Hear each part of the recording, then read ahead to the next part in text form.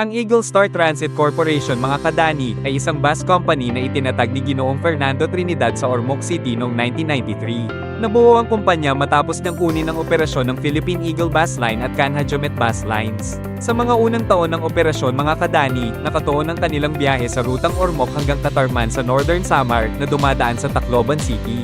Kalaunan, unti-unti nilang pinalawak ang kanilang serbisyo hanggang sa makapagbukas ng mga rutang patungong Metro Manila kabilang ang Pasay. Kubawat dimasalang sa Santa Cruz, Maynila, mula sa iba't ibang lugar sa Samar at Leyte tulad ng Palumpon, Maasin, Liloan, Silago, San Ricardo, Giwan, Kinapundan, Borongan, at Dolores. Noong 2013 mga kadani, naitatag naman ng Wege Transport Corporation na nakatuon sa rutang Ormoc patungong Tacloban at sa biyahe mula Maynila papuntang Silago at Liloan.